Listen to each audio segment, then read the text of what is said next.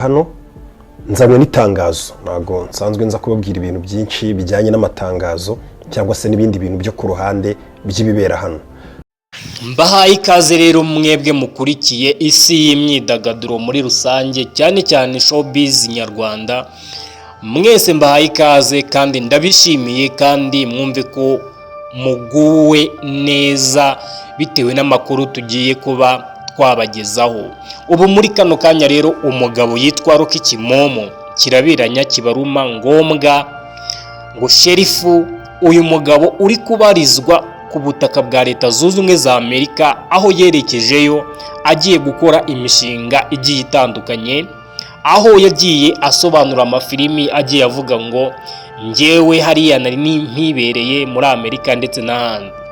Uyu mugabo rero umaze kuba yagera muri Leta Zunze Ubumwe za Amerika, amaze kuba ari kugenda atangaza ibintu bigiye bitandukanye biri guca amarenga y'uko uyu mugabo Rocky Kimomo bishoboka yuko atazongera kuba yagaragara mu gihugu cy'u Rwagasabo nyuma y'imyaka 10.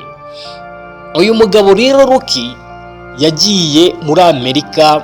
Amakuru atugeraho nuko bishoboka yuko agiye kuba yakorera ubukwe muri Leta Zunze Ubumwe za Amerika, nyuma yo kuba yaramenyekanye avuga amagambo nk'aya ngaya ati nta gikwe, ndetse n'andi majwi yiwe yagiye ajya hanze avuga ku bintu bijyanye n'abagore ndetse n'abakobwa, uburyo gushaka ari byiza ariko bikaba ngombwa utamushatse byaba ari byiza kurushaho. Uyu mugabo rero biri kuvugwa yuko ashobora kuba agiye kuba yakora ubukwe bw'agatangaza muri Leta Zunze Ubumwe za Amerika, dore ko umukobwa bakundana cyangwa se umufiyanse wiwe ariho aherereye muri kano kanya. Uyu mugabo rero akaba yakomeje kugenda avugwa mu bitangazamakuru. Turi kwibaza ukuntu tugiye kuba twarika agasobanuye kiwe, dore ko abana benshi, abakobwa, abagabo ndetse n'abasore bamwisangagamwo bitewe na filimi yasobanuraga, agasobanura neza cyane.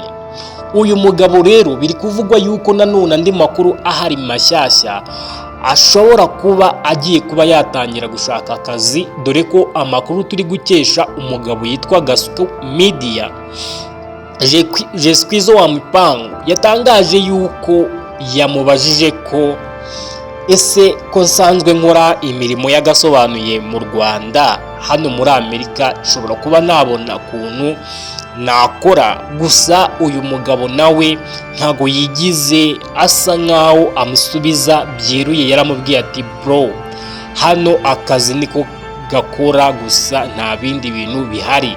Ugomba gukora, ukajya gukora mu masuperimarishe, ukajya gukora ukajya gutema ibiti, ukajya gukora mu nganda zitunganya imiceri, zitunganya ibyuma, zitunganya ibintu bigiye bitandukanye, yewe ushobora kuba wanakwikorera.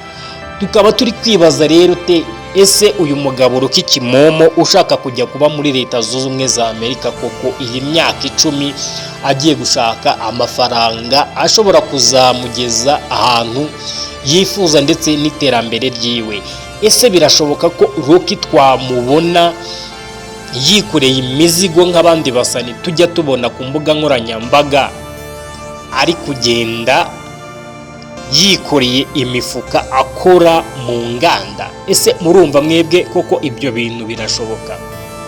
Ariko nabyo nanone bishobora kuba byashoboka, kubera yuko amafaranga nta hantu namwe umuntu atayakorerera, nta hantu namwe amafaranga atayashakira uri umuntu utari umunebwe. Ibi rero byabaye aho Rocky yaje kuba yabona iyi visa y'imyaka 10 yo kuba muri Leta Zunze Ubumwe za Amerika, ariko akanza kuba yatezwa nuko yari afite YouTube channel yamuhembaga amafaranga menshi cyane.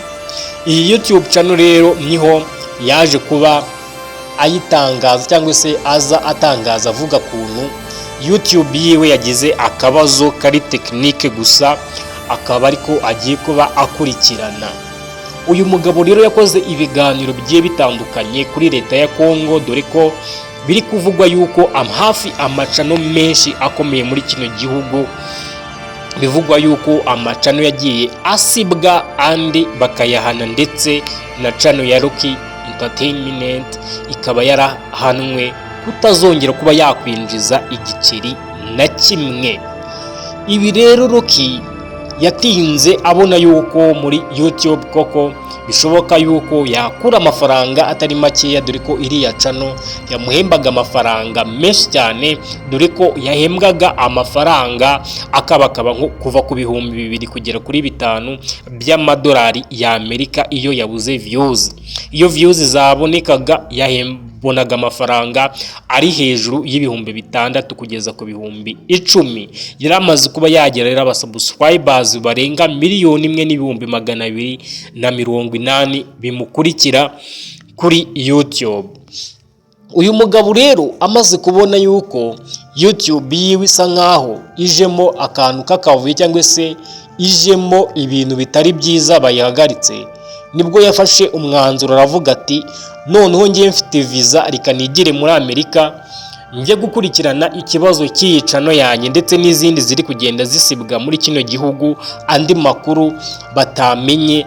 Rocky biri kuvugwa yuko yerekeje ku kibuga cy'indege ahari gutegera indege yerekeza aho YouTube ikorera ishinze imizi, agiye kubaza ku mpamvu YouTube yiwe yahagaritswe kuzongera kwinjiza amafaranga n'umunsi n'umwe, ndetse n'izindi cano ziri mu Rwanda bakaba bari kuvugana bya hafi yuko Rocky agomba kuba yakora ubuvugizi kugira ngo biriya bihano bafatiwe aba YouTuber benshi bakoze ku ntambara ya Congo ibashe kuba yagira imbabazi, bongere kubona YouTube zabo zirimo zirabahemba 5/5.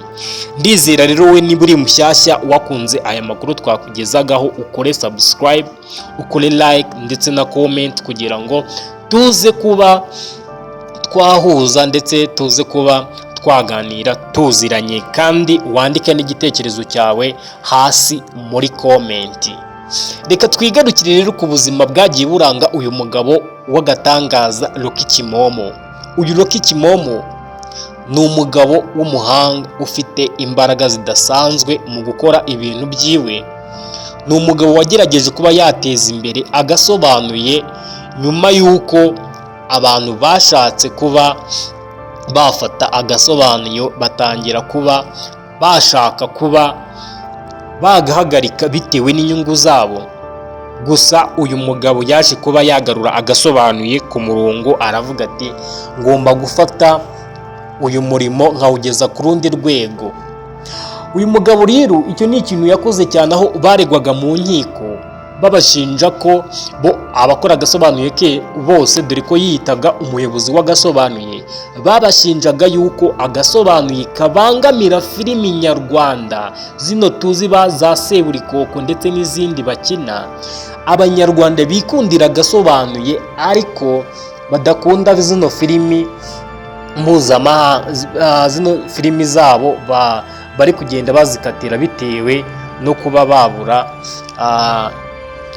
views bitewe n'agasobanuye. Gusa ibi ngibi byagiye ahagaragara bavuga yuko Rocky yakomeje kuba yarwana ku gasobanuye paka agasobanuye kageze ku hantu hashimishije cyane. Murakoze rero kuba mwadukurikiranye. Nge nitwa Tsinda, bye bye, ndabakunda, ciao.